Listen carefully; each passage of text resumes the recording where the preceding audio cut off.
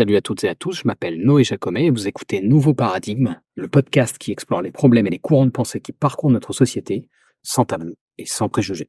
Alors je m'excuse d'avance parce que le son de l'épisode est probablement un peu bancal, mais voilà, je suis pas chez moi cette semaine, donc j'ai dû composer avec le matériel que j'avais sous la main. Et donc dans l'épisode d'aujourd'hui, je reçois Pierre Bordaberry, aussi connu sous le nom de PsychoQuack sur YouTube, ainsi que Pedro Sancho sur Facebook et Twitter. Pierre Bordaberry, il est docteur en psychologie et psychothérapeute, et donc comme je vous l'ai dit, il a également une chaîne YouTube qui est dédiée à la psychologie et qui s'appelle PsychoQuack. C'est une chaîne assez populaire puisqu'elle compte plus de 200 000 abonnés aujourd'hui, et dessus, Pierre publie dans un style assez reconnaissable et assez inimitable des vidéos qui traitent par l'angle de la psycho de sujets comme l'estime de soi, l'humour, le couple, l'anxiété, la dépression, l'hypersensibilité et plein d'autres choses. L'idée derrière cette chaîne, c'est de faire de la vulgarisation sur les concepts de psycho et aussi, je pense, de distinguer ce qui est éprouvé du point de vue scientifique de ce qui l'est moins. C'est d'ailleurs un sujet dont Pierre parle régulièrement, comment éviter les arnaques dans le domaine de la santé, en particulier la santé mentale évidemment. Il a d'ailleurs publié une bande dessinée qui parle de ça, on en parle un petit peu au début de l'interview, vous verrez. Il est également l'auteur d'un livre intitulé « Ce n'est pas toi le problème », paru en 2023, et dont l'objectif est, je cite, « d'ouvrir les yeux sur la complexité des troubles psychologiques et de montrer à quel point notre société actuelle va les créer, les entretenir ou les empirer, alors même qu'on continue à les présenter comme des pathologies individuelles. » Tout ça, c'est des thématiques assez importantes et intéressantes qu'on aborde également dans l'interview, ainsi que tout un tas d'autres sujets. Et donc, sans plus attendre, voici ma conversation avec Pierre Bordaberry. Merci d'avoir accepté mon invitation et bienvenue dans un nouveau paradigme. Alors c'est une tradition, mais quand je reçois des invités dans le podcast, je commence toujours par leur demander de se présenter eux-mêmes. Certes, c'est pas très original, mais en même temps, je trouve ça toujours intéressant d'écouter quelqu'un faire sa propre présentation. Est-ce que donc, pour commencer, tu peux nous parler un peu de toi et de ton parcours, évidemment dans la limite de ce que tu as envie de dévoiler ou pas. Voilà, qui es-tu, Pierre, Pedro, PsychoQuack? Ouais, je vais faire rapide parce que j'en ai marre de me présenter de manière générale. En gros, je suis psychologue en libéral et un jour m'a pris de faire des vidéos sur Internet pour vulgariser la psychologie parce que je trouve que ça manquait un peu et qu'il y a assez peu d'informations fiables. Et donc, je suis surtout connu pour les vidéos sur la psychologie, du coup. Effectivement. Alors, comme tu disais, tu parles de psycho sur ta chaîne, donc la chaîne qui s'appelle PsychoQuack. Et je me disais que pour commencer, ce serait peut-être pas mal de faire quelques. Alors là aussi, ça va peut-être te gaver un peu parce que j'imagine que tu répètes ça souvent. Mais il me semblait que ce serait utile de faire quelques rappels sur la psycho, sur ce qu'elle est, sur ce qu'elle n'est pas, potentiellement évoquer ses différentes branches et aussi la distinguer d'autres pratiques peut-être un peu plus, on va dire, ésotériques et moins rigoureuses. Et la raison pour laquelle je te demande ça, c'est qu'en fait, aux yeux du grand public, ça reste un peu flou tout ça. Et je m'inclus là-dedans. Hein. Moi, c'est une amie qui est de la profession qui m'a fait prendre conscience récemment d'à quel point la psycho et par exemple la psychanalyse, si elles peuvent avoir, alors oui, des objectifs similaires, elles restent méthodologiquement assez différentes. Donc voilà, est-ce que tu peux nous parler un peu de ça et voilà, faire quelques rappels à ce sujet? Du coup, on va faire très, très, très, très large puisque du coup, en fait, la psycho, au final, on en retrouve un peu partout dans notre vie. Je veux dire, à part si on étudie vraiment la biologie des petits cafards, quoique même il peut y avoir des études en éthologie sur les petits cafards. Mais bref, on peut avoir de la psychologie dans tout, que ça soit dans nos habitudes, dans notre métier, en fait, on la retrouve partout. Donc, le champ d'étude de la psychologie est quand même super large. C'est-à-dire qu'au début, psychologie, c'est l'étude de l'esprit, mais en fait, on étudie quasiment tous les sujets. En fait, c'est un peu comme si on étudie la matière. La matière, on la retrouve partout, mais la psychologie, on la retrouve un peu partout. Donc, ça fait un gros bordel, puisque du coup, il y a des spécialités dans l'étude de la psychologie un peu partout. Ça peut aller de l'étude de comment notre cerveau il traite les informations visuelles à comment une personne se motive à aller faire du sport. Donc, du coup, on se retrouve maintenant avec, comme en médecine, en fait, il y a les cardiologues, il y a les pneumologues. En psychologie, on a les psychologues du sport, les psychologues du travail, les neuropsychologues, les psychologues qui se retrouvent en cabinet ou qui font du soin. Et en général, c'est vrai que on se retrouve psychologue, on met le métier, les gens qui s'occupent des gens et qui les soignent. Mais en fait, c'est beaucoup plus large que ça, en fait, le domaine d'études de la psychologie. Voilà. Et il y a un point très important, c'est la façon dont on étudie la psychologie, puisque effectivement, et là on part sur des sujets épistémologiques, la question c'est comment on a des informations sur l'esprit. Et alors là, c'est large parce qu'on peut partir sur de la philo, sur de la psychanalyse, sur de la science. Moi, je suis d'une approche plutôt scientifique, c'est-à-dire que sur ma chaîne, j'essaie que les informations soient le plus fiables au niveau scientifique. Mais la science, elle est loin d'avoir tout vu et d'avoir répondu à tout. Hein. Il y a plein de questions qui sont complètement en suspens et d'où finalement les gens se posent des questions autrement qu'avec la science. Mmh. Ok, très bien.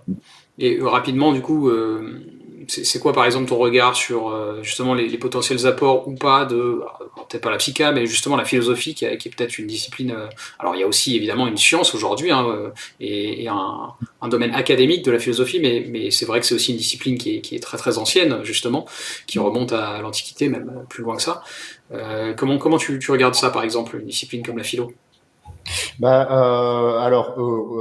au niveau personnel, j'ai quelques petits problèmes avec la philo, mais on verra après le niveau personnel. On va d'abord faire la réponse intelligente. Et moi, alors là, je vais parler en tant que psy qui aide les gens, puisque finalement, pour d'autres types de psy, ça servira pas à grand-chose. Mais il y a un point commun entre ce que je peux faire avec mes patients et la philosophie, c'est la prise de recul sur nos façons de penser. C'est-à-dire qu'on a tous des heuristiques, c'est-à-dire des façons de penser rapides et simplistes. Et il y en a certaines qui peuvent nous faire du mal. Comme par exemple un truc bateau, mais le gosse qui se dit je suis nul tout le temps, mais en fait ça craint pour lui. Et du coup, en fait, je trouve un point commun avec certaines approches philosophiques, qui est de prendre du recul et de mettre en question ce qu'on pense, pourquoi on le pense, et finalement, quelle est notre grille de lecture du monde, et est-ce qu'on ne pourrait pas critiquer cette grille de lecture, savoir d'où elle vient et savoir ce qu'on fait avec. Et ça, effectivement, il y a beaucoup de points en commun avec certaines démarches de certains philosophes. Ouais.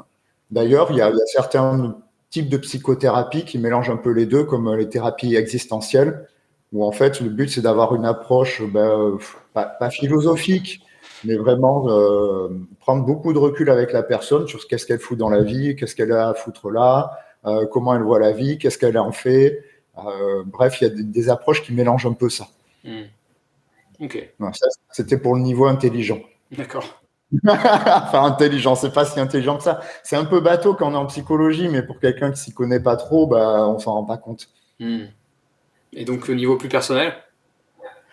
Je crois que ça m'a très mal été présenté, la philosophie. Je crois qu'au début, on m'a présenté ça comme la recherche de la vérité, sauf que j'ai pas du tout accroché à cette recherche. Et du coup, j'ai l'impression que ça questionnait plutôt les vérités qu'on avait plutôt que de rechercher la vérité. Donc, je pense que ça m'a plus servi à questionner les paradigmes qu'on a qu'autre chose. Et après, j'arrive pas à le lire, tout simplement. C'est-à-dire qu'en fait, il y a plein de traités de philosophie et tout, où en fait, moi, il me faut sujet, verbe, complément, et c'est trop compliqué, il y a trop de mots, il y a trop de phrases compliquées. Moi, il me faut juste A égale B, B égale C, donc A égale C. Il me faut un truc très simple. Et souvent, on m'a dit, oh, t'as qu'à lire ça, mais j'arrive pas à faire une page sans péter un câble, en fait. Ok. Voilà. Ouais, c'est intéressant. En vrai, c'était vraiment par curiosité que je te demandais ça, mais c'est Ouais, c'est un vrai problème. Ouais, c'est une limitation cognitive qu'il me faut C'est pour ça que les articles scientifiques m'en vont très bien, parce que du coup, c'est sujet, verbe, complément. Et en plus, quand une phrase est dite, on a la référence de pourquoi les gens la pensent.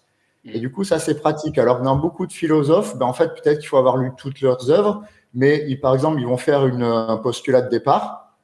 Et moi, dès le départ, j'ai envie de dire, mais d'où tu sors cette merde-là? Voilà. Et donc, j'ai envie de savoir chaque phrase, en fait, d'où ça sort. Et en science, on peut faire ça facilement. Ça coûte très peu au niveau cognitif. Enfin, comparé à ce que j'ai pu voir en philosophie. Donc ça, c'est pour ça que j'ai un peu de mal, même si finalement, il y a plein d'approches ou de réflexions qu'on a qui se percutent. Parce que par exemple, la question de la conscience ou de la personnalité, c'est des choses que j'avais commencé à voir en philo très tôt, mais qu'en fait, on a beaucoup d'informations dessus en psychologie. Tout à fait. Ok. Ok. Alors, du coup, c'est un peu une tangente, mais t'as évoqué justement là, comment dire, l'aspect, un des aspects que enfin, la démarche qui est la tienne sur ta chaîne, c'est une démarche qui est vraiment fondée sur une rigueur scientifique, en tout cas d'essayer d'être le plus rigoureux possible. Et je crois, alors tu me diras si je me trompe, mais je crois qu'il y a un peu aussi ce propos-là chez toi, et c'était notamment le cas dans certaines de tes publications, et notamment ton premier livre, tu me dis si je me trompe pas. Mais en 2021, si je ne m'abuse, tu as publié un bouquin dont le titre est littéralement Repère les arnaques sur ta santé. Oui. Il me semble que plus récemment, tu as publié une bande dessinée scénarisée par Thierry Gloris et dessinée par Sergio Melia, une BD qui s'appelle Le Prix du Bonheur, et dans laquelle, je crois, tu parles aussi un petit peu de ça.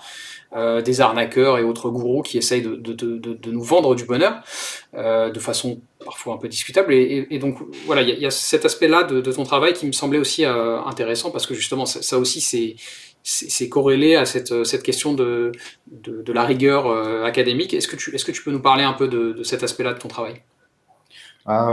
Disons que sur Internet, oui, c'est très important parce que moi, j'ai commencé, les infos étaient assez peu fiables. Effectivement, quand on cherche en psychologie, il y a assez peu d'informations fiables. Il y a beaucoup de très vieilles théories qui sont pas mises à jour, c'est-à-dire qu'on s'entend et on les ressort, ou des gens qui sortent leur avis désolé de dire, de leur cul. Voilà. Et alors, des fois, du coup, c'est un avis de bon sens qui peut être pas mal, mais des fois, en fait, ça passe à côté. Mais ce qui est bien, c'est de vérifier. Voilà. Si on prend un truc tout con, c'est pour certains, c'est du bon sens de claquer ses enfants et qu'une claque, ça fait pas de mal. Mais si on voit des études, en fait, ça marche pas du tout, ça fonctionne pas. Donc moi, c'était important qu'il y ait ce côté premier, c'est que au moins je sache ce que je dis, d'où ça sort, et que je prévienne les gens quand on n'a pas de réponse, que ça soit le plus fiable possible. Ça, c'est sur les vidéos. Et le deuxième point, c'est que ça sert quand même à quelque chose pour leur bien-être. Et ça, par contre, ces curseurs, ils changent quand je suis en cabinet. Parce que du coup, je baisse la rigueur scientifique, mais j'augmente est-ce que ça sert aux gens ou à quoi ça leur sert ce tel ou tel paradigme, en fait. Ouais. Mais oui, c'est important Et ce que j'aime bien faire, c'est de voir des sujets sur lesquels il y a peu d'informations scientifiques fiables et du coup permettre d'en parler. Par exemple, il y a le sujet des HPI, des hauts potentiels intellectuels. Il y a déjà beaucoup de monde qui en parle. Il y avait beaucoup de vidéos qui ont été faites dessus. Donc, c'était assez fiable, donc j'en parle pas. Par contre, à quel point la société occidentale peut nous flinguer notre santé mentale. Voilà. Il y en a qui en parlent, mais en disant n'importe quoi sur c'est la faute au wok, c'est la faute à n'importe quoi. Bon, je me suis dit, je vais en faire un livre. Et du coup, il y a un des livres que j'avais fait, Ce n'est pas toi mon problème, qui était là-dessus. Le livre sur le bonheur aussi. Alors, le bonheur, c'est la BD faite sur le bonheur. On ne peut pas aborder tous les sujets parce que c'est une question qui date il y a des milliers d'années. Mais par contre, je me suis dit, je vais prendre les 100 dernières années de recherche en psycho, on va résumer et on va voir qu'en fait, c'est pas si facile que ça, en fait, trouver le bon équilibre. Ok. Alors on va revenir après sur Ce n'est pas toi le problème sur ton dernier livre, mais avant ça, je voulais qu'on s'arrête un petit peu sur la question du bonheur justement, parce que c'est, comme tu viens de l'évoquer, c'est le sujet d'une partie de ton travail. Moi, je pense que c'est aussi le sujet de la psychologie en règle générale et même de la philosophie, en tout cas d'une partie de la philosophie. Et c'est aussi pour ça que ça m'intéresse d'ailleurs, parce que en particulier en philosophie morale, il y a tout un courant qu'on appelle eudémonisme, ou tout ce qui est lié à ce qu'on appelle l'éthique de la vertu, qui a pour mission d'aider les humains justement à s'approcher du bonheur. Le problème étant que, justement, c'est un peu ce que j'évoquais dans ma question d'avant, parfois il y a des gens qui, pour différentes raisons, ont quand même souvent l'appât du gain, décident de faire du business avec ça, et notamment ça donne lieu à beaucoup de bullshit dans ce qu'on appelle aujourd'hui de manière assez large le développement personnel. Et évidemment, la quête du bonheur, donc, comme j'ai dit plus tôt, c'est aussi une émission de la psychologie. Toi, c'est quoi ton regard sur un peu toute cette nébuleuse-là de ce qu'on appelle le développement personnel? Je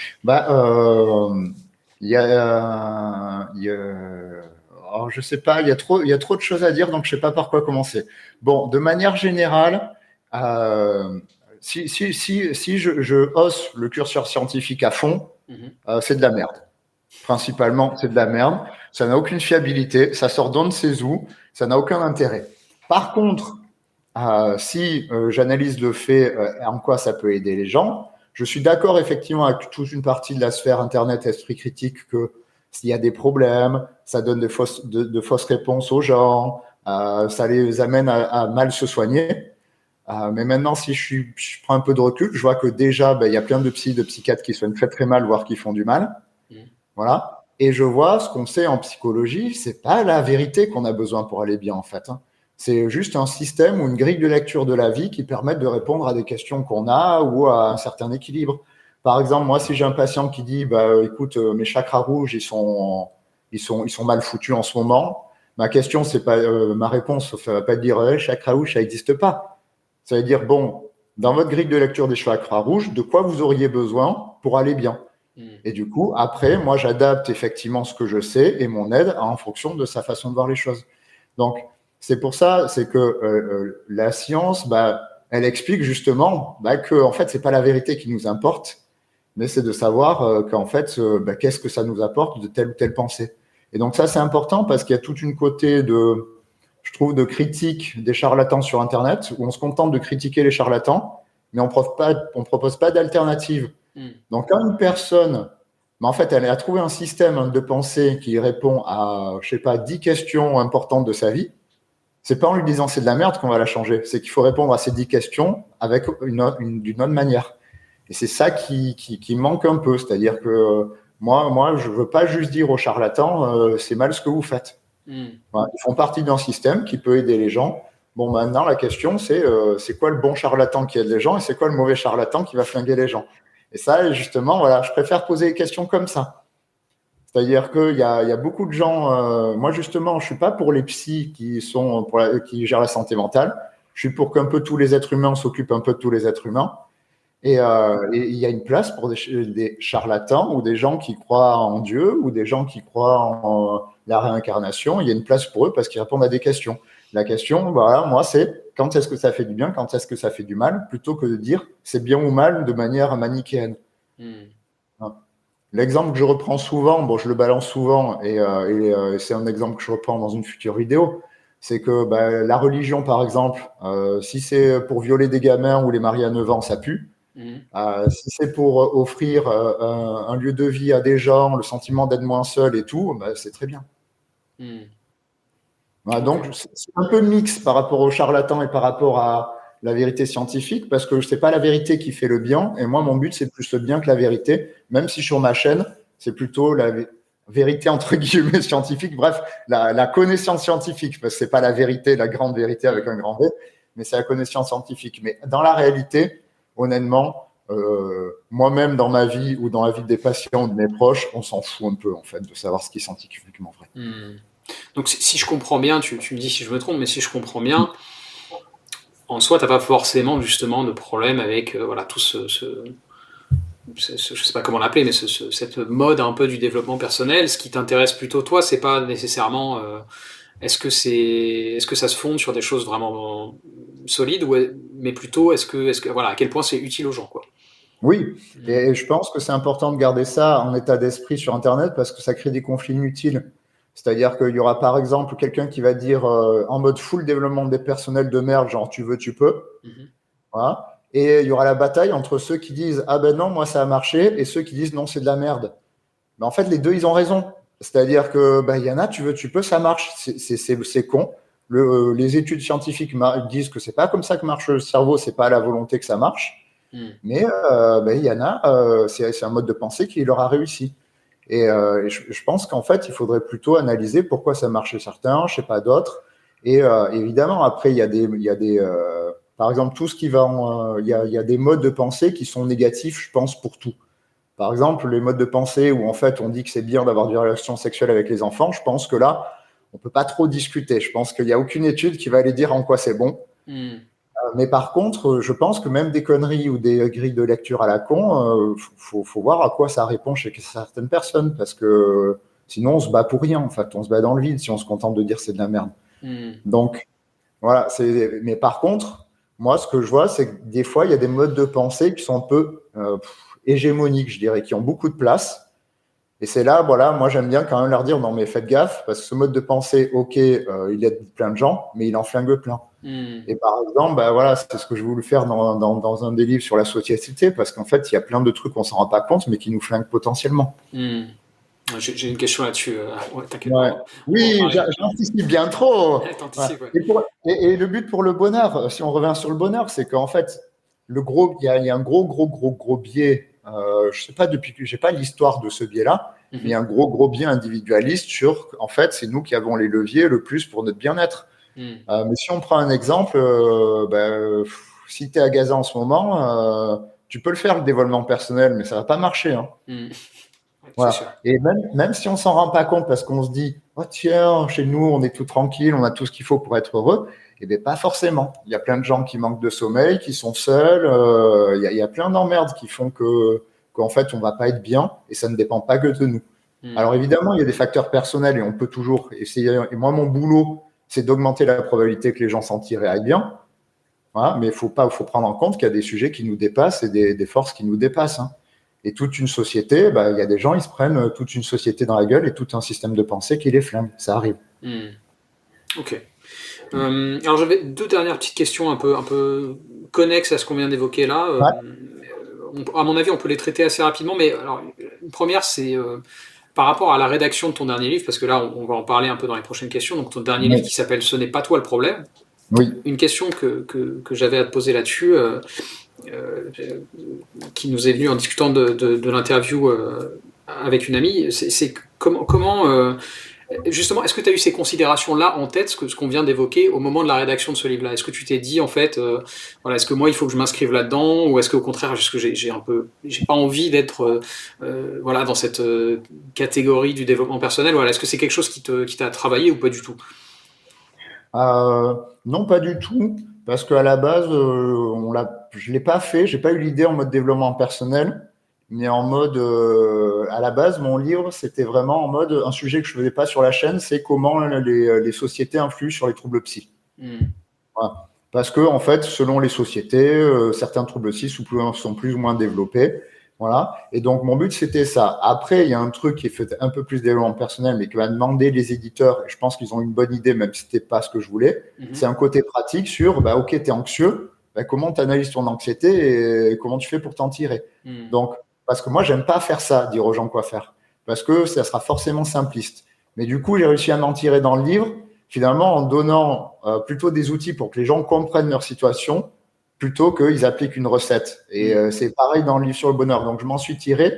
Mais après, je pense que je suis en train de réfléchir finalement comment, en fait, on devrait communiquer.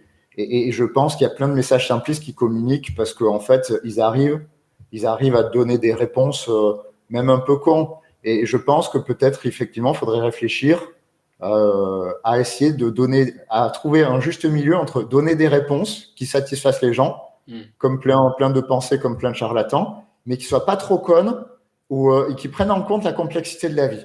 Et pour l'instant, j'ai pas trouvé le milieu. Pour l'instant, je suis du côté de mais je veux pas donner une réponse, foutez-moi la paix. Je vous dis juste comment comprendre le monde et comment analyser le monde. Mais je me dis, mais en fait, c'est pas ce que les gens cherchent forcément. Et moi, je prends la métaphore du plombier, c'est-à-dire que mon plombier, je lui demande pas de m'expliquer comment ça marche. Je lui demande répare mon truc. Je m'en fous de comment ça marche. Et c'est pour ça que je pense que ça marche bien, plein de charlatans et plein de modes de pensée sur Internet ou ailleurs. C'est qu'en fait, on n'a pas besoin de réfléchir trop longtemps pour avoir ce qu'on cherche. Et ça, je ne sais pas du tout le faire. Là, c'était un premier pas dans le livre, mais faudrait peut-être que j'y réfléchisse un jour. Voilà. Ok. Moi, c'est un peu une obsession, c'est peut-être un terme fort, mais c'est vraiment quelque chose qui me travaille beaucoup. C'est pour ça que je t'ai beaucoup posé de questions là-dessus. Je pense qu'il y a une vraie demande, ça je t'apprends rien évidemment, mais il y a une vraie demande de développement personnel. Donc pour moi, c'est pas du tout un gros mot, quoi. Même si évidemment, il y a cette tension que tu évoques entre, être dans une approche prescriptive, ça peut pas marcher pour tout le monde. Donc c'est problématique et je pense que tu as raison. Sur le fond, ce qui est le plus important, c'est de comprendre comment on marche chacun de nous. Mais en même temps, si l'espace n'est pas pris par des gens qui ont un peu d'éthique, il va être pris par d'autres gens, quoi. Et justement, ma prochaine question est un peu connexe à ça, et c'est vraiment une parenthèse, mais je voulais savoir si tu connaissais Jordan Peterson, qui est une immense star. Je connais Jordan Peterson. J'ai une période où je me tapais plein de vidéos de masculinistes pendant que je jouais à la console enfant, et il en faisait partie. Ok, justement, alors j'aurais aimé avoir, c'est vraiment une parenthèse, parce que moi, à titre personnel, comment dire ça de manière polie, il ne me paraît pas intéressant du tout, voilà, on va dire ça comme ça, mais c'est quelqu'un qui a une énorme notoriété, d'abord dans le monde anglo-saxon, mais pas que, hein, c'est aussi quelqu'un qui est cité beaucoup par des gens comme Julien Rochdy, par exemple, qui est un influenceur d'extrême droite. Et donc voilà, j'aurais aimé savoir un peu ce que toi tu pensais de lui, sachant que pour les gens qui écoutent, alors tu me diras si je me trompe, mais moi je crois que Peterson, c'est surtout quelqu'un qui est plutôt branche psychanalyse et notamment jungienne. Il me semble qu'il fait beaucoup référence à Jung.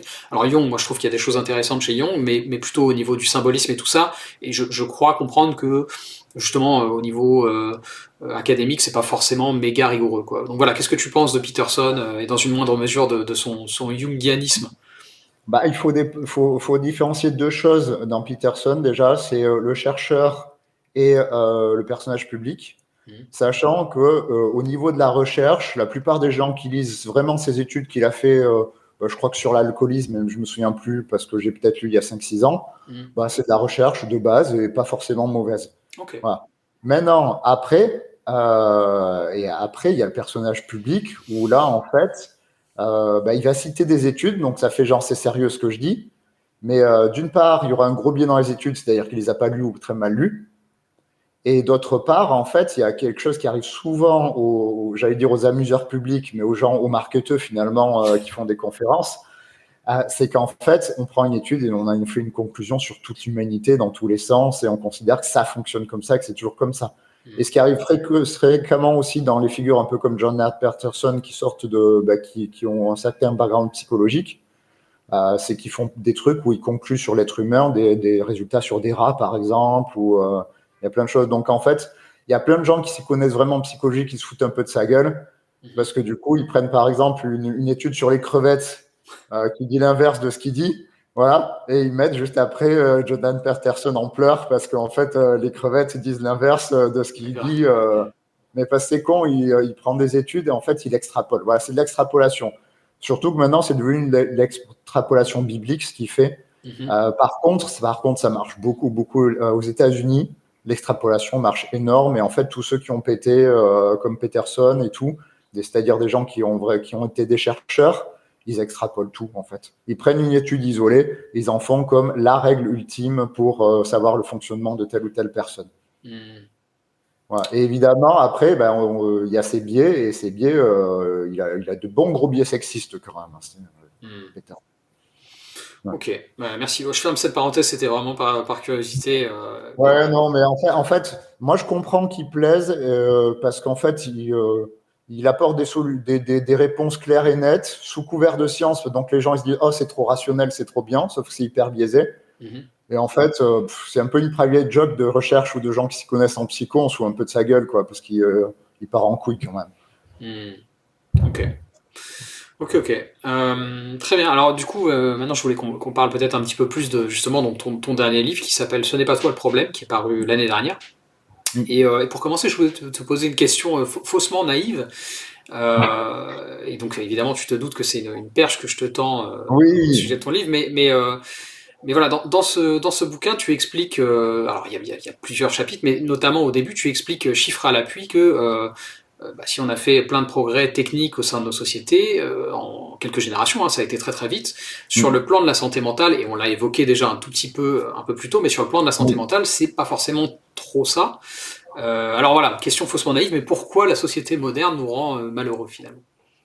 Je vais pas spoiler. Bien sûr, tu dis ce que tu as envie de dire.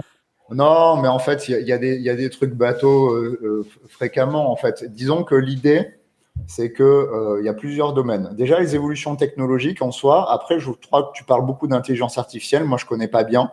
Voilà, je sais pas ce que ça change. Mais si on prend par exemple les évolutions technologiques, certaines peuvent faire de bien, d'autres de moins bien. Et on évalue surtout à quoi ça nous sert au niveau financier, honnêtement, mais très peu ce que ça va compter au niveau de la santé. Il y a un truc tout con qui flingue pas quand même pas mal de gens qui font pas gaffe. C'est juste des écrans portables, en fait. Et ça a l'air con, mais en fait, juste le fait que ça existe, qu'il y ait Netflix ou des choses comme ça, va décaler nos horaires de sommeil. Et si on ne prend pas en compte, en fait, vont poser de gros problèmes à long terme, notamment en termes de fatigue. Donc ça, c'est l'aspect un peu rigolo, hein, parce que à la limite, les écrans, c'est bon, mais après, il y a clairement, par exemple, des mouvements de société sur les conditions de travail qui vont venir empirer les choses. Donc, évidemment que les conditions de travail sont meilleures qu'il y a 100 ans. Hein, on ne travaille pas 70 heures à la mine, mais ça ne change rien que, par exemple, en France, les 15 dernières années, il y a eu quand même des petits virages qui font que les nombres de gens en burn-out augmentent forcément. Et effectivement, soit on se contente de se dire, les gens deviennent fragiles, soit on dit, il y a peut-être une dégradation quelque part dans les conditions de travail qui font que de plus en plus de gens ne vont pas bien. Et quand les chercheurs essaient de voir d'où vient cette dégradation, on voit qu'en fait, on limite les libertés de plus en plus des gens au travail. Ils ont des travails de plus en plus cons avec des petits chefs autoritaires de plus en plus ou des protocoles très stricts. Mhm. Ce qui font qu'en fait, ils peuvent s'adapter très peu à leur travail et ce qui joue sur le burn-out, par exemple. Ça, c'est un des facteurs qui joue dans les dernières études. Mais après, il y a d'autres facteurs où, par exemple, on n'a pas pris en compte l'isolement. L'isolement n'est pas pris en genre. Alors, on a beaucoup parlé de l'isolement des personnes âgées, mais là, ils se sont réveillés après le Covid où on a vu que tous les jeunes, ils ont complètement pété en troubles anxieux, en dépression, dès qu'ils ont été isolés chez eux. Et en fait, là, les chercheurs commencent à dire, il y a quand même des lettres de chercheurs qui disent, en fait, on fait rien contre l'isolement, quoi. On prend la dépression quand elle arrive, mais avant la dépression, il y a peut-être des années d'isolement, de solitude et d'emmerde qu'il faudrait là prendre en compte. Donc, en fait, voilà, l'idée, c'est que après, on peut toujours discuter sur quels sont les facteurs. Par exemple, qu'est-ce qui fait que les conditions de travail se dégradent? Et il y en a qui vont dire, c'est plutôt le néolibéralisme qui va jouer sur les conditions de travail. D'autres qui vont dire, finalement, les écrans aussi, c'est ça. C'est-à-dire qu'en fait, on amène plein de technologies pour le financier sans réfléchir aux implications de la technologie. Voilà. Et du coup, en fait, on flingue des gens juste parce qu'en fait, on a inventé une nouvelle technologie, on veut rentabiliser dessus. Donc, en fait, et c'est pour ça qu'à la fin du livre, j'élargis un peu parce que moi, j'ai pas les réponses de qu'est-ce qui fait qu'on est plus seul ou pas. Il y a quelques idées dans le livre, mais on peut réfléchir beaucoup plus loin que ce qui est marqué dans le livre. C'est juste que pour réfléchir, par exemple, au niveau historique ou au niveau philosophique, j'ai pas les outils. Donc, je me suis contenté de rester sur ce que je connais, c'est-à-dire la psychologie. Ok. Très bien. Et alors justement sur ce sujet, il y a aussi notamment des développements technologiques. Il y a un autre élément que je voulais aborder avec toi parce que il me tient à cœur. Alors je sais pas à quel point toi voudras en parler ou pas, mais voilà, moi ce qui me paraissait aussi intéressant au regard des tendances qu'on a vues en termes de santé mentale et de psychologie, c'est le sujet des réseaux sociaux et de leur impact sur ça, sur notre santé mentale. En particulier, pas que, mais aussi en particulier chez les jeunes. Moi, c'est un sujet que je connais un petit peu par le biais du travail de Jonathan Haidt. Je ne sais pas si tu connais, c'est un psychologue social américain qui travaille entre autres là-dessus et que je trouve assez intéressant. Il y a quelques années écrit à ce sujet parce qu'il observait des tendances assez inquiétantes vraiment chez les jeunes pour le coup. Je crois que c'était des études en gros qui portaient sur les 10 dernières années. Et donc voilà, j'aurais aimé savoir quel était un peu ton regard à toi sur l'avènement des réseaux sociaux et sur l'impact qu'ils ont sur nous au niveau psychologique. Moi, le problème, c'est que du coup, j'aime pas trop dire de conneries.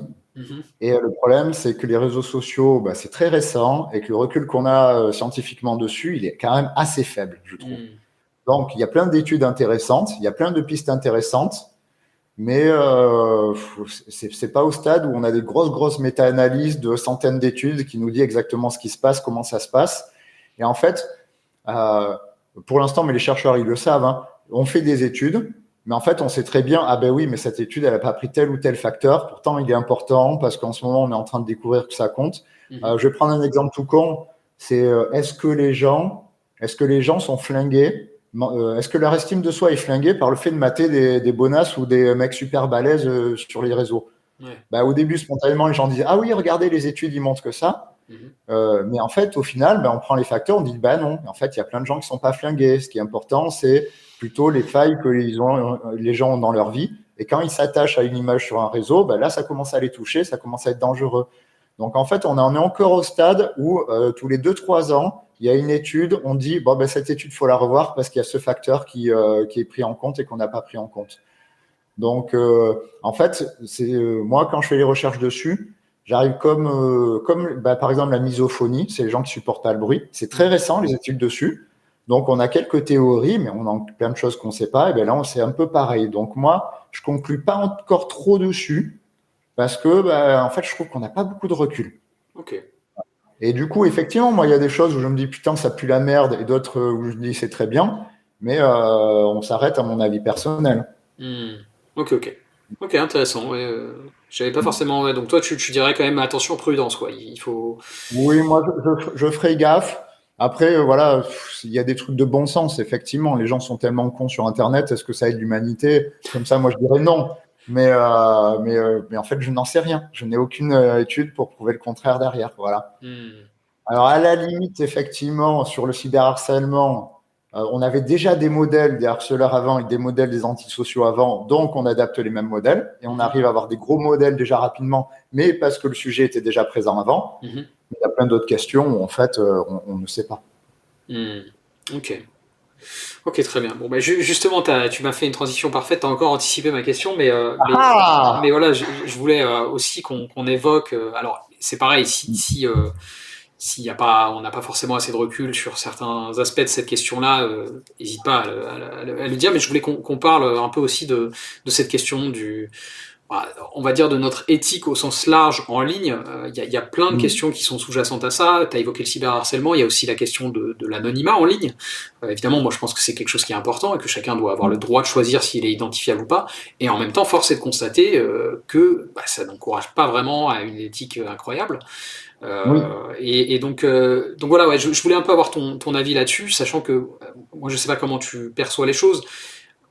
Moi qui suis un peu dans des cercles militants, un peu politiques, on va dire, sur Internet, je constate qu'il y a une forme de presque institutionnalisation, c'est un terme un peu fort, mais il y a une vraie culture de la toxicité sur Internet.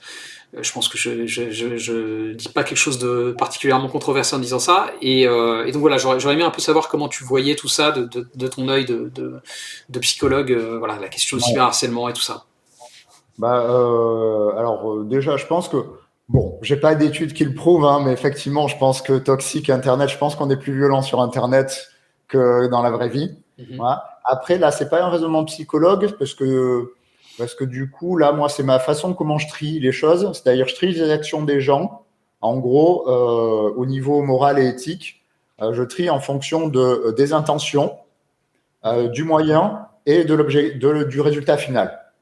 Voilà. C'est-à-dire qu'en fait, moi, je me pose des questions sur les intentions de la personne, sur comment elle a agi, et en fait, le résultat final. Et des fois, il y a des gens qui ont des bonnes intentions, comme certains charlatans ou certains gens sur Internet, ou des gens, par exemple, qui disent « Oh, du coup, j'ai milité pour défendre telle ou telle personne ». Mais par contre, moi, c'est pas parce qu'il y a des intentions que je ne me pose pas des questions sur la façon de le faire et les résultats que ça donne. Voilà. Donc, moi, je sépare en trois. Et effectivement, je pense que ça peut aider les gens d'analyser leur comportement sur Internet comme ça. Voilà. Si je devais faire une vidéo, en gros, esprit critique, être moins ce connard sur Internet, on commencerait là-dessus. Voilà. Sachant qu'il y a beaucoup de choses à voir sur les intentions, parce que il y a beaucoup d'hypocrisie sur les intentions, sachant qu'il y a un truc en psychologie qu'on fait, c'est au lieu de chercher une justification à nos actions, par exemple sur nos intentions, genre par exemple, je fais ça pour protéger telle personne, je fais ça pour ça. En fait, on se pose la question, ouais, mais qu'est-ce que ça m'apporte à moi? Et donc, en fait, qu'est-ce qui motive mon comportement? Est-ce que c'est du coup, je me fais une identité de sauveur? Est-ce que c'est du coup, en fait, je suis en empathie et du coup, ça me gêne? Est-ce que c'est pour mon estime de moi que je fais ça? En fait, du coup, ça évite que les gens, en fait, aient des justifications qui, en fait, on peut se les trouver a posteriori sans problème. Donc, par exemple, ça, ce qu'on fait, c'est moi, quand j'envoie un message sur Internet, j'ai toujours clairement mes intentions. Et des fois, mes intentions, c'est faire rigoler les gens. Des fois, c'est informer. Et des fois, c'est juste me défouler. Et donc, des fois, effectivement, moi, j'ai pu être toxique ou je le suis encore des fois. C'est-à-dire, genre, une fois tous les 6 mois, je fais une sale blague bien méchante sur quelqu'un. Voilà. Mais mon intention, clairement, c'est de me défouler. Et même si des gens prennent ça pour du militantisme ou du ah ouais, c'est bien, lui, il a des idées de merde, tu le défonces. Non, non, à la fête, à la base, ok, c'est peut-être un peu militant, ok, il y a peut-être une idée derrière, ok, il y a des arguments, mais à la base, l'intention, c'était me défouler, faire une blague à la con pour me foutre de la gueule de quelqu'un. Et je pense que du coup, c'est important de se poser ces questions pour être plus droit dans ses bottes et plus correct. Et ça aide beaucoup cette prise de recul de arrêter de trouver des justifications et voir vraiment ce qui motive notre organisme à avoir telle ou telle action. Donc ça, c'est sur les intentions. Je pense qu'il y a beaucoup de débats là-dessus, mais moi, c'est ce que j'utilise et ça marche bien en psychologie avec les patients, savoir qu'est-ce que nous apporte une action, même si elle est mauvaise. Mais après, là où je pense qu'il y a beaucoup de, par rapport au cercle militant, tu disais, moi, c'est au niveau des moyens, en fait. Et là, effectivement, c'est pour ça que je me mets pas dans beaucoup de groupes. Et je pense qu'il n'y a pas beaucoup de groupes sur Internet qui m'aiment, parce que moi, il y a des moyens il y a très peu de moyens que j'accepte, en fait, même si la cause est bonne, il y a très peu de moyens que j'accepte et il y en a plein que je déteste. Et comme en plus j'ose le dire aux gens, je pense qu'il y a plein de gens qui m'aiment pas assez vite parce que je leur dis assez vite qu'ils font de la merde selon moi. Voilà. Et il y a plein de gens qui sont sur Internet, même des gens avec qui je suis d'accord au niveau idéologique ou au niveau de ce qu'ils font. Voilà. mais je peux pas cautionner, par exemple, de faire du deux poids deux mesures en fonction du groupe social des gens. Je peux pas cautionner d'être pas rigoureux sur les informations qu'on donne. Il y a plein de choses que je peux pas cautionner qu'on soit violent avec des gens parce qu'ils sont violents, donc du coup, on aurait le droit d'être violent envers eux. Comme ça, il y a plein de choses que je cautionne pas. Du coup, je reste un peu loin des cercles sur Internet parce que je passerai mon temps à me dire non, mais en fait, je n'ai pas envie de bosser avec toi, j'ai pas envie de faire ça parce que j'aime pas ta méthode. Voilà. Donc, il y a ça. Et puis après, les résultats, le problème, c'est que moi, j'utilise, là, c'est un peu le rouge jugé. Effectivement, il y a beaucoup de backlash, de méthodes de merde. Donc voilà, moi je reste un peu éloigné des milieux où tu es peut-être proche, parce que en fait, il n'y a pas beaucoup de méthodes que je cautionne. Voilà, voilà, hein, je crois que j'ai que ça à dire sur. Donc, si tu parlais d'éthique tout à l'heure, moi en fait, par exemple, sur les méthodes, en fait, je pars du principe, moi j'ai un truc. Pour les intentions, j'ai qu'est-ce que ça m'apporte à moi, pour être clair avec moi et avec les autres. Pour les méthodes, est-ce que j'accepterai que les gens qui sont contre moi utilisent la même méthode? Voilà. Et pour moi, à partir du moment où je mets en place une méthode et j'ai envie de dire, non, eux, ils n'ont pas le droit, mais moi, j'ai le droit d'incendier, mais ils n'ont pas le droit, c'est mauvais pour moi. Il faut que j'accorde à l'autre, même si c'est mon ennemi, entre guillemets, mais pour moi, je ne considère pas les gens comme mes ennemis, mais il faut que je leur accepte le droit d'utiliser la même chose que moi, sinon, c'est pas correct selon moi. Il y a une histoire d'égalité, même si des gens sont des gros connards, même si les gens, je pense, font du mal à des millions de personnes. Voilà. Je pense que quand même, je peux pas m'abaisser à certaines choses. Alors évidemment, des fois, j'ai des manquements à ma propre morale et je fais n'importe quoi. Mais au moins, je sais et je peux dire aux gens, oui, j'ai fait n'importe quoi. Et chose importante, mon discours, il a lieu dans le domaine actuel. Si on était en guerre ou si des gens se butaient, j'aurais pas du tout le même discours, en fait. Voilà. Voilà. Là, je parle sur Internet. Oui, bien sûr, voilà. j'ai bien compris. Ailleurs, dans d'autres contextes, c'est pas du tout la même chose qui se passe. Voilà. Ok. Écoute, moi, ça va. Là, malheureusement, je vais pas vraiment lancer un débat parce que je suis assez d'accord avec ce que tu as dit. Et moi aussi, malgré le fait que je sois dans une forme de militantisme parce que je défends des idées politiques sur Internet, je suis aussi mal à l'aise avec certaines façons d'agir de façon collective, on va dire.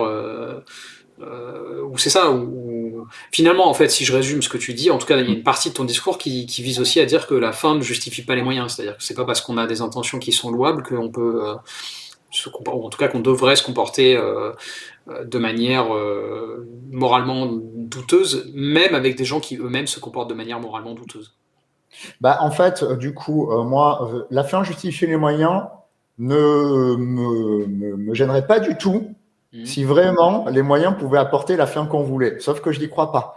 Par exemple, c'est pas en tapant quelqu'un que tout d'un coup on le fait devenir de notre avis, en fait.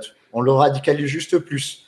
Donc en fait, moi je pense que vouloir écraser les gens, parce qu'en général c'est les méthodes que j'aime pas, vouloir écraser les gens n'a pas tendance à les amener vers le côté de ce qu'on veut. Voilà. Et donc, je pense que moi, en fait, si je résume un peu ce qui me dérange, moi, c'est le côté de l'être humain de je veux écraser les autres pour mon propre bien-être, et c'est pas grave, on peut en sacrifier certains. Moi, je pense qu'on peut essayer de s'en sortir tous ensemble de manière pro-sociale. Voilà. Et je pense que du coup, si on montre l'exemple aux gens qu'en fait, pour que ça soit un monde meilleur, il faut éclater les gens, mais en fait, on montre juste aux gens que des modalités relationnelles entre les êtres humains de violence. Et donc, du coup, en fait, on ne fait que créer et continuer, en fait, ce qu'on essaie d'empêcher. Et d'ailleurs, c'est quelque chose que je vois dans beaucoup de groupes qui me dérange, c'est-à-dire que il y a plein de groupes radicaux qui se créent.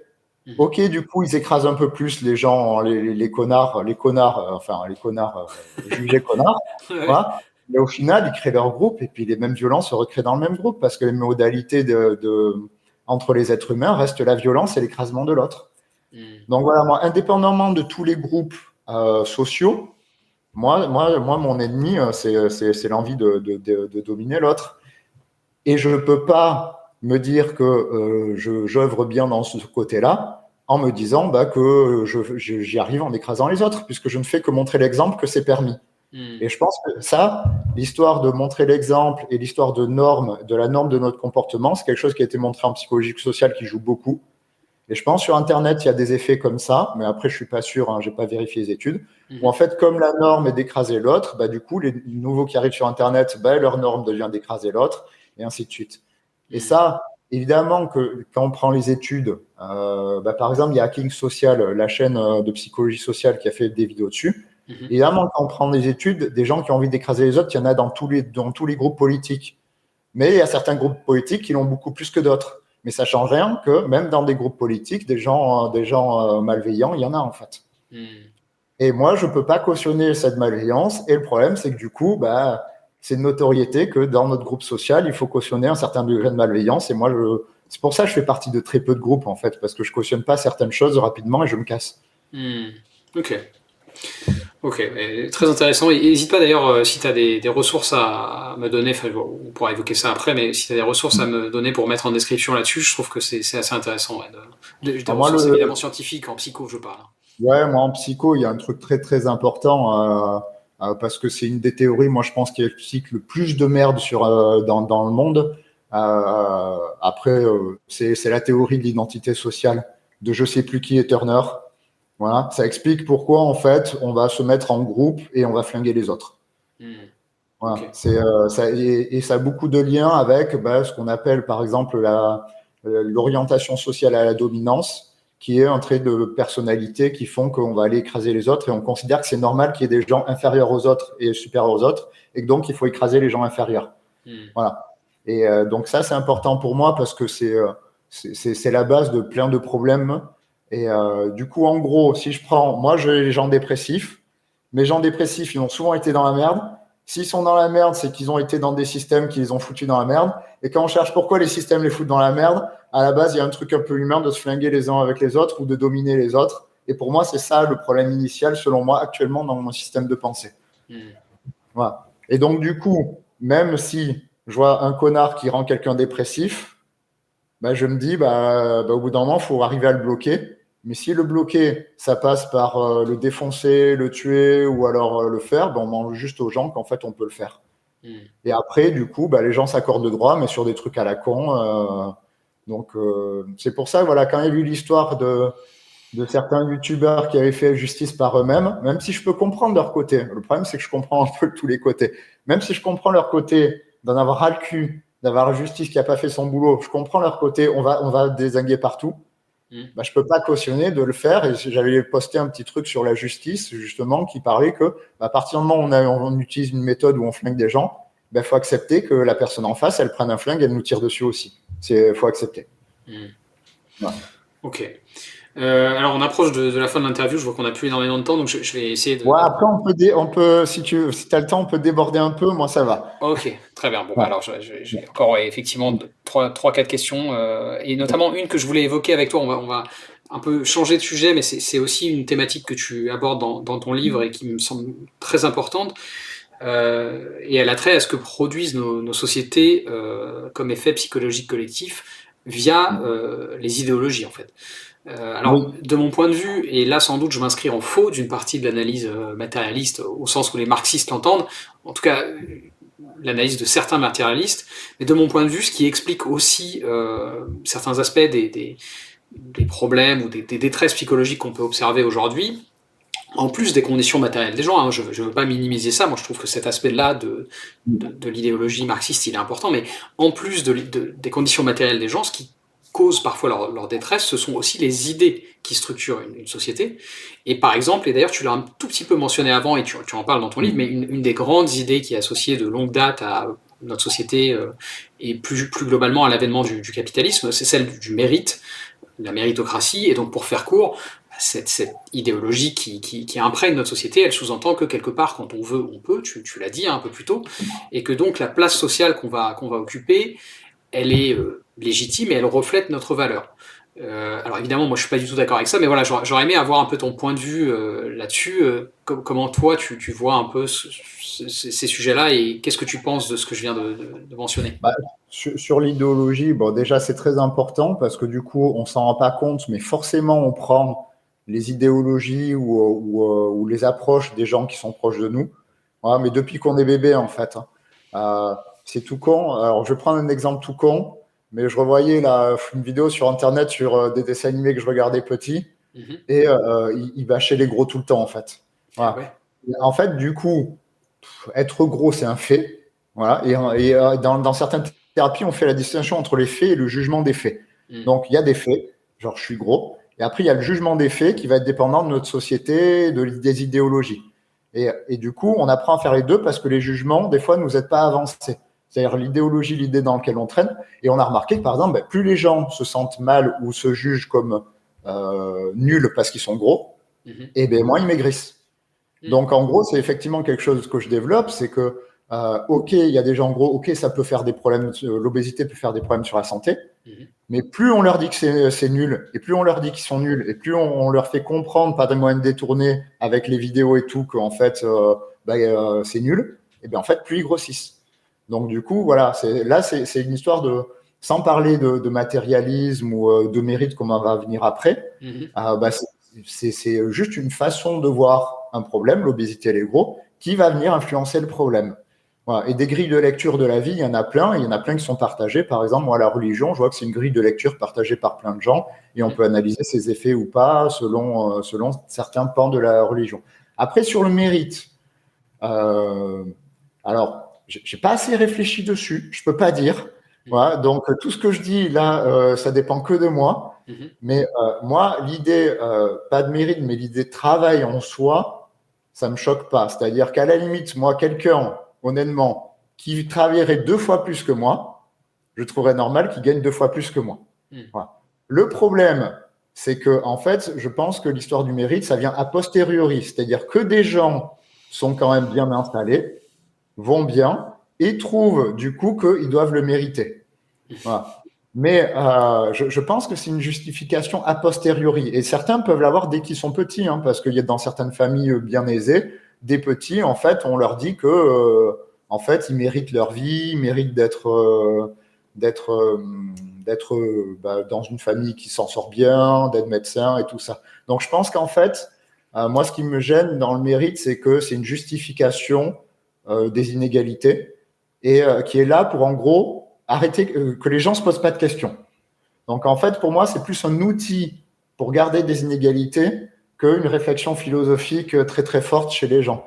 Et j'avais un exemple, je l'ai oublié, c'est con parce qu'il illustrait pas mal. Ouais, par exemple, je sais pas, là, moi je suis allé voir mon garagiste, bon, il travaille 40 heures par semaine, voilà. Bon, je suis pas sûr que le PDG de Dassault, il doit gagner 100 fois plus que lui. Je suis pas sûr qu'il travaille 4000 heures par semaine, en fait.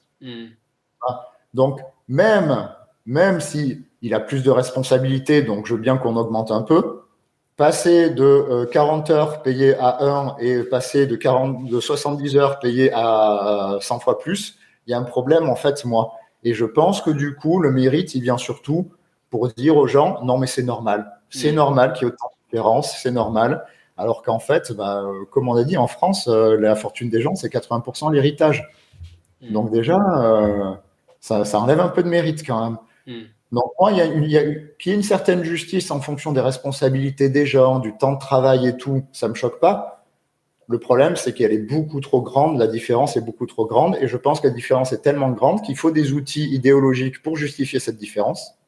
Et je pense que le soi-disant mérite, c'est un très bon outil pour dire juste non, mais c'est normal. Voilà, c'est juste accepter que y a des gens qui gagnent 10 ou 1000 fois plus que les autres, c'est normal en fait. Et alors, est-ce que tu as lu Capital et idéologie de Thomas Piketty ou pas? Non, parce que je lis très peu. Ah d'accord, ok. C'est très en lien et c'est marrant ce que tu dis est exactement la ligne aussi de Piketty dans ce bouquin-là.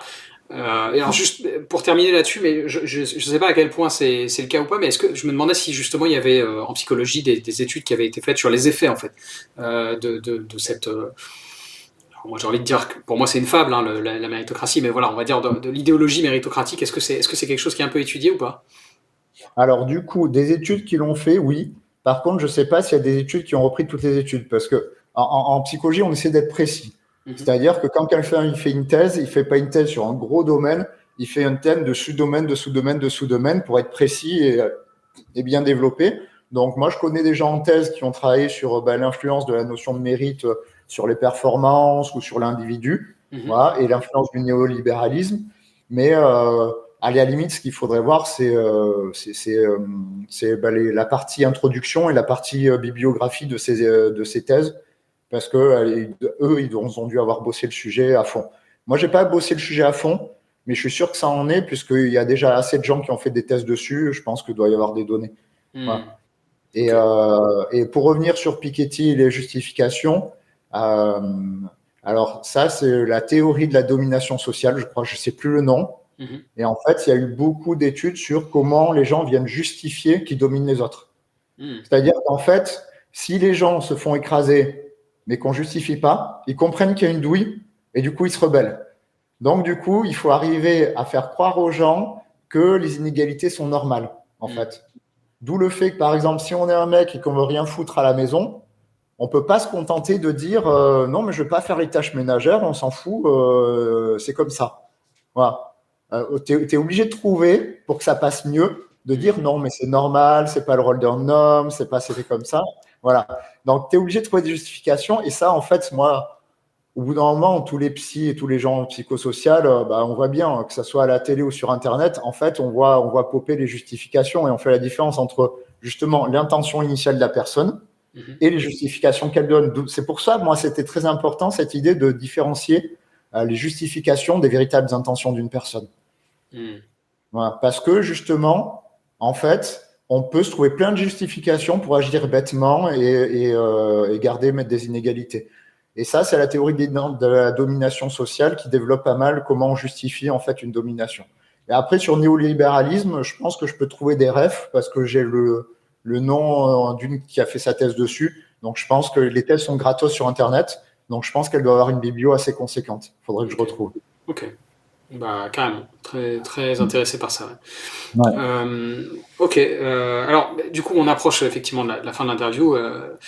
Mais avant de conclure, il y avait quelques points que je voulais clarifier par rapport à tout ce qu'on vient d'évoquer, parce que évidemment, le sujet global qu'on a traité, c'est le fait que certaines causes ont des effets, pour le dire de manière vraiment très spinoziste, et que donc les gens sont Spinoza, mais oui. Mais ce que je veux dire, c'est qu'en fait, ce qui m'intéressait aussi d'évoquer là avec toi dans cette question, c'est peut-être d'un peu plus, rendre les choses plus concrètes, parce que on dit que les gens sont malheureux, bon, ok, mais du coup présenter comme ça, c'est un petit peu abstrait, et en fait, ce qu'on constate, pour parler de manière peut-être un peu plus crue, c'est qu'il y a une part non négligeable de la population qui fait face à différents troubles.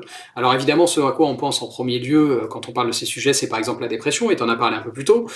Et d'autres choses qu'on n'a pas évoquées, c'est aussi le taux de suicide. Et dans certains segments de la population, on observe des tendances inquiétantes sur ces chiffres, mais il y a aussi des choses qui sont peut-être plus diffuses, qui imprègnent la société. Tu l'as un peu mentionné plus tôt, notamment, et tu en parles aussi d'ailleurs dans ton dernier livre, il y a la question du sommeil qui est extrêmement importante. Il y a des troubles du sommeil qu'on constate dans notre société aujourd'hui. Il y a aussi des troubles, et ça aussi, on en a parlé, associés à une mauvaise estime de soi. Est-ce que tu peux me parler un peu de ces aspects-là, voilà, parce que je voulais rendre les choses en fait un peu plus concrètes sur le sujet psychologique. Désolé, je vais pas répondre de manière concrète au départ, mais okay. Oui, c'est dit. Parce que ça fait longtemps qu'en psychologie, on a arrêté le côté de t'as un problème, il y a une cause. Voilà. C'est un problème vient de centaines de causes différentes qui créent le problème. Voilà. Et donc, par exemple, quelqu'un qui est en burn-out, il y a le côté qu'il dort pas assez, parce que il se couche tard, parce qu'il a des enfants, parce qu'il a peut-être 2 heures de route due à l'urbanisation et parce qu'il vit à Paris. Peut-être que aussi il a un boulot qui lui réduit sa liberté.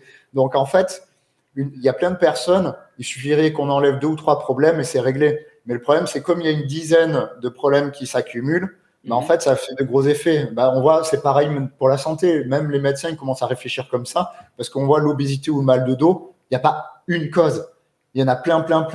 Et donc, il y a maintenant ce qu'on développe la santé par l'hygiène de vie. C'est-à-dire qu'on essaie d'augmenter l'hygiène de vie des gens ou alors leurs conditions de vie pour qu'il y ait une meilleure santé. Donc ça, c'est le côté pas du tout pratique, mais juste pour expliquer que des fois, c'est diffus, parce qu'en fait, c'est rare que les gens se pointent chez un psy en n'ayant qu'un seul problème clairement identifié. Voilà. Mais il y a plein de petits facteurs qui vont jouer sur leurs problèmes ou qui vont jouer sur tout ce qui est très important en psychologie, c'est pourquoi la personne, elle s'en sort pas d'elle-même. Parce qu'il y a plein de gens, ils vivent leur vie et ils règlent leurs problèmes bien avant la dépression et l'anxiété. Voilà. Et les psys, ils reçoivent les gens qui sont allés au bout de tout ce qu'ils ont trouvé comme solution et ils n'en trouvent pas. Voilà. Maintenant, au niveau pratique, et c'est là où je suis nul, et en fait, où il y a quelque chose à réfléchir, c'est que la façon dont je présente les choses, moi, personnellement, est trop compliquée. C'est voir les choses avec des systèmes, réfléchir aux facteurs internes, aux facteurs sociaux, aux facteurs bio et tout. Et il y a plein de gens, ils en ont rien à foutre. Voilà. Et si on prend par exemple ce qu'on appelle le quart monde, c'est-à-dire ceux en dessous du seuil de pauvreté ou les cassos entre guillemets, ils en ont rien à foutre d'aller voir des vidéos de psycho et de comprendre. Et donc du coup la question, c'est comment on imprime à une population en fait une hygiène de vie ou un message, mais beaucoup plus simplement qu'en essayant de réfléchir à trop de trucs dont ils en ont rien à foutre. Voilà. Par exemple, ça se passe beaucoup avec les ados. Parce que les ados, mais on a remarqué que les thérapies de réflexion et tout, ça marchait pas en fait. Voilà, ça marche pas sur la dépression et tout, et qu'en fait, il vaut mieux changer leur vie, leur donner ce dont ils ont besoin, et ça marche beaucoup mieux. Et du coup, comment on parle aux ados ? C'est pas en parlant de santé, c'est pas mes vidéos qui plaisent aux ados en fait, qui vont marcher. Donc, mais comment du coup on leur faire comprendre que leur mal-être, c'est peut-être compliqué, il y a peut-être d'autres choses à en prendre en compte. Mais en même temps, on leur donne des solutions quand même pratiques et ça, ce mélange, je ne sais pas encore le faire.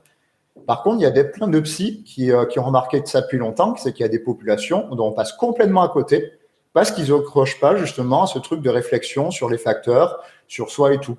Par exemple, quand on parle de suicide des hommes de manière générale, parce qu'ils réussissent mieux leur suicide, et bien en fait, il y a un côté qu'aussi, ils ne demandent pas d'aide. Mais parce que les chercheurs disent, au lieu de dire, oh là là, ils sont nuls, ils ne vont pas voir le psy, on essaie de comprendre pourquoi ils ne vont pas voir le psy. Et là, on se rend compte que le discours psy et le discours médical, c'est pas un discours qui cale sur, en gros, les stéréotypes des hommes et sur ce qu'il faut.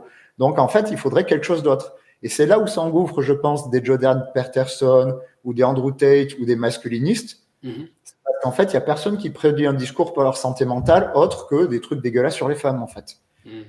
Et là, du coup, moi, je ne sais pas prendre le truc, voilà. Je ne sais pas prendre la complexité du monde et transformer en discours clair, net, simple, où en fait, on ne va pas flinguer des gens pour sa santé mentale, quoi, comme on le propose à plein d'hommes. Voilà, il y a ça, je sais. Donc, je ne peux pas répondre à ce que tu dis parce que je ne sais pas faire et c'est un gros manque à la limite pour en gros, l'efficacité de ce que j'essaie de faire, quoi. Ok. Ouais. Pas de problème. Ok, écoute, peut-être pour conclure, parce que moi j'ai un côté un peu naïf et un peu optimiste, mais j'ai aussi un côté que j'aime bien faire de la prospective, me projeter. Et donc pour conclure, j'aurais aimé un peu savoir, et je crois avoir décelé une part d'optimisme aussi chez toi, mais tu me diras si je me trompe. Mais voilà, pour terminer l'interview, j'aurais aimé avoir un peu aussi peut-être ton constat prospectif. Donc c'est ça, sur l'avenir, comment est-ce que tu vois un peu évoluer ces choses-là, quels seraient tes pronostics si tu devais en faire au sujet de la santé mentale? Est-ce qu'il y a des choses qui te font espérer ou est-ce qu'au contraire il y a des choses qui t'inquiètent? Voilà, comment tu vois un peu l'avenir? Mon avis, moi personnellement, après c'est un biais, hein. Je veux dire, c'est un biais lié à ma personnalité. Clairement, moi je vois le truc catastrophique. Voilà. Voilà. C'est-à-dire que quand les survivalistes partent dans leur trip de collapsologie, je dis pourquoi pas. Voilà. Mais moi, c'est juste que mon attitude face à tout, c'est en gros, regarde juste ce qui est en face de tes yeux et fais ce qu'il y a à faire en face. Voilà. Je réfléchis pas trop. Voilà. Et quel que soit le monde, je pense que si les gens s'écrasent moins entre eux, ça fonctionnera mieux. Donc, même si là, honnêtement, il y a tous les indicateurs qui disent que ça va partir en vrille au niveau psychologique, voire même au niveau social et tout, et dès que ça part en couille au niveau social et au niveau psychologique, ça va pas. Les politiques ne font absolument rien pour prendre en compte à quel point leur politique va en fait impacter sur la santé mentale des gens, même s'il y a des exemples sur d'autres pays juste à côté de nous et que c'est pas pris en compte. Donc, moi, j'ai aucun espoir que ça s'améliore. Et c'est pour ça que du coup, je réfléchis à voir comment il faut adapter un discours à comment on fait que les gens s'écrasent pas entre eux, alors qu'on n'a pas le temps de réfléchir à la complexité et que du coup, il faut un discours simple et rapide. Voilà. Et voilà. Donc, c'est étonnant parce que ton livre se conclut quand même sur justement des propositions de solutions. Ah oui, mais le problème, c'est que les solutions, elles seront jamais prises. Ok, donc je t'ai mal lu Ah. en tant qu'optimiste, quoi. Ah ouais, alors, ouais, oui, mais en fait, disons que, optimiste ou pas, ça change rien. Mais ça, c'est mon positionnement personnel. C'est-à-dire qu'en fait, quel que soit le monde, mon rôle, c'est un certain rôle, et en fait, je me contente juste de le faire. Voilà. Si on prend un exemple, je sais pas s'il y en a qui connaissent Gun, c'est un manga en fait assez connu de science-fiction. Bon, le monde part complètement en couille, ça part dans tous les sens. Mais en fait, l'héroïne, ce qu'elle fait juste, en fait, c'est qu'elle se pose pas de questions sur le monde. Elle se contente, oh ben il y a mon ami qui va pas bien, ben j'aide mon ami en fait. Donc moi, en fait, je crois que je réfléchis pas trop longtemps. En fait, je fais juste ce que j'ai à faire. Voilà. Donc en fait, de base, je m'en fous un peu de savoir quel sera l'avenir. J'avance juste en fonction de ce qui arrive. Ok. Très bien. Bah écoute, c'est un constat extrêmement pragmatique, mais pourquoi pas, c'est une option aussi. Hein. Ouais, par contre, du coup, si les gens pouvaient un peu plus se tirer vers l'eau chacun pour soi, je pense que ça marcherait mieux. Et je pense qu'il y a moyen. Mais je pense pas qu'on y arrivera, mais je pense qu'il y a moyen. Et écoute, moi je suis plus optimiste que toi, je suis peut-être un peu plus naïf aussi, mais je pense qu'il y a moyen, et notamment en recommandant et en orientant les gens vers tes contenus. Donc je le répète un peu, mais voilà, tu as publié un certain nombre de livres, c'est disponible sur ton site, toute ta bibliographie est disponible sur ton site pierrebordaberry.com. Oui, j'ai fait un Linktree. Ah bah très bien, mais je mettrai ça en description. Ouais, les gens, ils ont tout. Ils ont la chaîne, ils ont des playlists, ils ont les bouquins. Voilà. Super. Et juste un truc, ouais, parce qu'il y en a qui regarderont peut-être qui ne te connaissent pas toi. Ce qui est pas mal sur la chaîne de Monsieur Noé, c'est en gros justement de la critique de trucs particulièrement débiles sur Internet, mais sans insultes, avec des arguments et des philosophes. Voilà. Je pense notamment à quelqu'un qui porte le nom d'un dinosaure, qui a fait n'importe quoi. Voilà. Et pourtant, il y aurait de quoi dire que c'est de la grosse merde, mais ce n'est pas dit. C'est expliqué sans dire que c'est de la grosse merde. Voilà, donc c'est très bien. Et je te remercie pour ce compliment sur mon travail. Et pareil, évidemment, j'encourage, même si je me doute que tu as quand même une chaîne qui a un certain nombre d'abonnés, donc je me doute que beaucoup de gens te connaissent, mais j'encourage les gens à découvrir la chaîne PsychoQuack. Merci beaucoup d'être venu dans Nouveau Paradigme. De rien. À bientôt.